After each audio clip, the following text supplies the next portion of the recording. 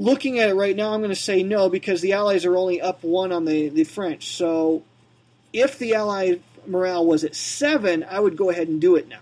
But because it's only 1 up on them, I'm not. I'm going to play it cautious and not do that. So yeah, Steve agrees with that. So now you see the subtlety in the game. The game is very chess-like in its gameplay. So we're going to go on the +1 column, and the roll is a 1. So that actually would have been a good expenditure if you were the Allies. So unfortunately, the attackers do have to back up, and whenever possible, you got to go into an empty hex. So he's going to have to go there, and he's going to have to go there. And now the 0 column here attack for now 6 corps is attacking the reserves. But here's where it's going to get ugly, because if he has to retreat, it's going to be a hazardous. Oh no, it's not. He can just retreat through his own boys. Never mind. Never mind. I was having a brain fart there. Okay, 0 column. Now the decision is a little bit more intriguing. 0 column, there's a 1 in 6 chance the attacker will rout, and a 1 in 6 chance the defender will rout. But on the -1, there's no chance the defender is going to rout, and a 2 in 6 chance that the attacker is going to rout. Now, I think that's worth the expenditure of a morale point. So we'll go ahead and do that there. I don't know if Steve will agree with me on that one. And it's going to be a 3 on, it's going to be -1 column. And the roll is a 1, so he is going to rout. 6 corps routes. And he routes 4 backwards. So 1, 2, 3, 4. And by the way, you ignore terrain when you're routing. So if you move into a woods, you just keep rolling on backwards. The woods don't stop you during a rout. And since he routed more in his movement, he is going to cost the French a morale point. So that was a good expenditure for the Allies. Well, maybe not, because they would have gotten it with the 0 column anyways. But at any rate, they are routed. And got to give them a routed marker. Where is it? There it is. Alright, so that was ugliness. And then the routed marker comes off because he's not adjacent to anyone, so it's kind of pointless to put that on there. And that's it. That's it for the French turn, and the French are just struggling to get anything done. Now the Allies come.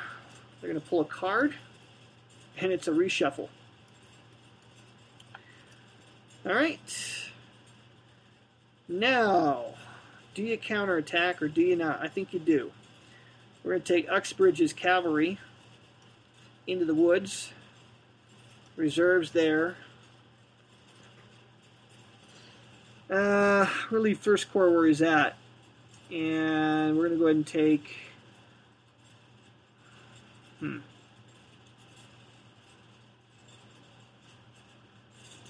Where do I want to take the Second Corps? 1, 2, like so. Let's go ahead and do that. There's no chance that First Corps is going to get outflanked quite yet, because French Second Corps, if he moves into the woods, he has to stop. So he can't get around him in his next movement phase. There's a chance that Prussian Second Corps could get smacked here. He could get ganged up on, but I don't think it's going to be that bad. But just to play it safe, we'll back him up 1 hex and move 4th Prussians for 2 more hexes. So that's it for movement. Combat's real straightforward. The 2 guys up north attacking 2nd Cavalry. So during the reserve or the reaction phase, the French could countercharge. They cannot retreat before combat because they're in the zone of control of cavalry. So you can't slip away. But I think it's worthwhile countercharging the reserve corps. Steve, you mentioned there's an important point. When retreating towards a lock, the French 6th Corps went through Allied 1st Corps zone of control, so do a hazardous retreat. I don't think that it was actually the case. It was actually like this. I just had him positioned like so, and it was kind of confusing. He actually went all the way back like 1, 2, 3, 4, like so. I don't think I messed that up. If you retreat into an unoccupied hex in a zone of control, you're going to have to do a hazardous retreat rule. Okay, here's the situation. I think I'm going to go ahead and do a countercharge against the reserve corps. Allies are going to hold here. It's going to be an even. We're going to be in the 0 column. Die roll is a 2, which I think is going to be attacker withdraws. So this was a de facto retreat before battle. It worked out perfectly for the French because an attacker withdraw result. We rolled a 2 on the 0 column during this countercharge here. And so second cavalry here is going to be able to retreat 1 hex, and so now there is no combat opportunity. Jason, you know, he brings up a question about artillery. Dresden 20 has artillery in it. I believe Borodino 20 has artillery in it. And Borodino 20 is part of Fading Glory. Here's what artillery does for you. There's an optional rule that artillery will impart I believe a +1 combat value to each friendly adjacent unit, which is a very cool optional rule. Also, if they're attacking, their attack strength is doubled when they're on the attack, but not on the defense. So they're kind of a tricky unit to use. Steve, I can't remember. Is there any artillery in Salamanca? Oh, and artillery never advanced, too. Yeah, I didn't think so. Okay. Yeah, Salamanca 20 is at the brigade level. And so the different games are going to vary in terms of their scale, but the gameplay is going to be very similar. And each game has just enough chrome in it. And this was a really interesting combat situation. Just happened north of Quatre Bras. Second Corps is going to be attacked by Uxbridge and the infantry.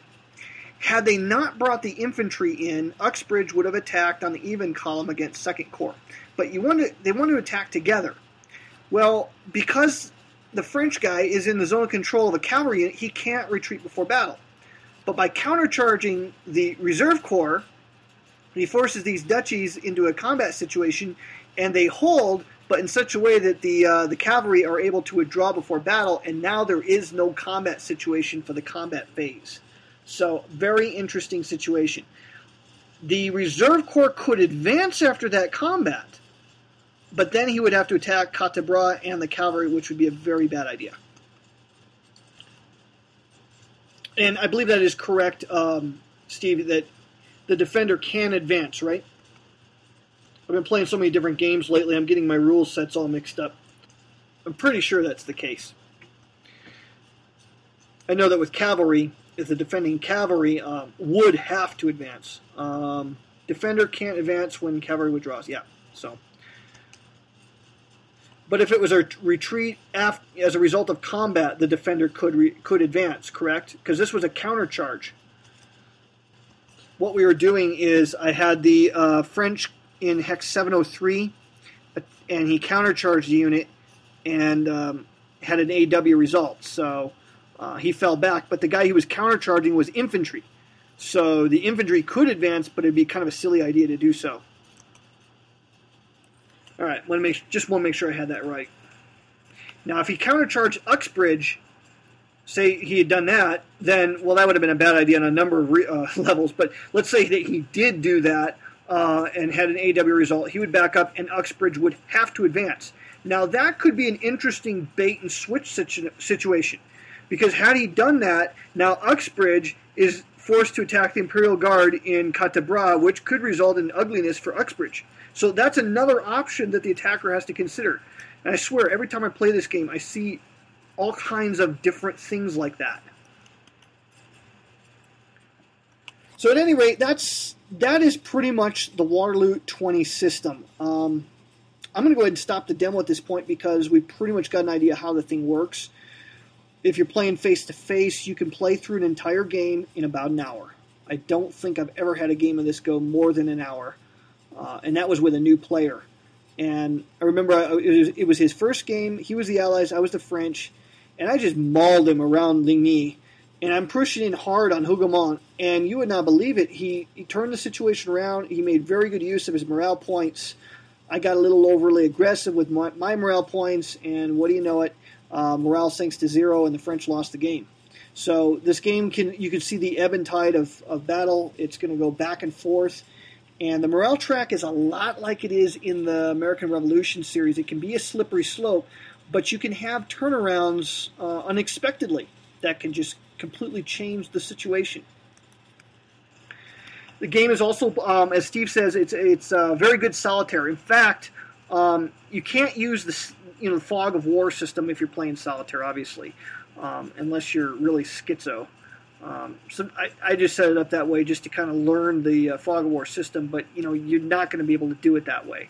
But just to sit down and play at solitaire, pushing counters around like I've been doing tonight, is really a lot of fun. And the game is small enough. This is something you can pack along if you're on a road trip. You can set it up on any desk in a motel room because the footprint is nice and small, not a lot of pieces, not a lot of charts at all, hardly any chart lookups, and it's just a really, really neat game.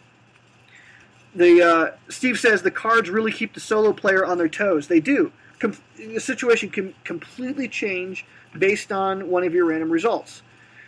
And I love this. I love the system of death. As I said, I have Waterloo 20, Austerlitz 20, Dresden 20, Katzbeck 20, and Jena 20. And every single game plays different from one another. You have the same feel, but the tactical situation, the designers and developers are very good at keeping each game having its own unique feel. So it's not, a cookie cutter system where every game is the same with a different map. Every game has its own special things for them. Dave asks, are there vassal mods for all of them? I don't know if there's vassal modules for all of the games, but there will be for Fading Glory, I can guarantee it, that we'll have vassal modules for all of them. Obviously, there's Waterloo 20. I think there's one for Borodino and Smolensk. You could go to the Vassal website or to the Victory Point Games website and look for it there. Most of the Victory Point games actually have a vassal module for them. Steve says Salamanca 20 has a 3-turn intro historical scenario. Steve and I actually played that at the GMT weekend back in April. I had a blast with it. That was a fun game. It was one of the few games I won that weekend. And then there's also a full 3-day meeting engagement, which is kind of like the Waterloo game here, where you have, it's a little more lengthy. You have more maneuver.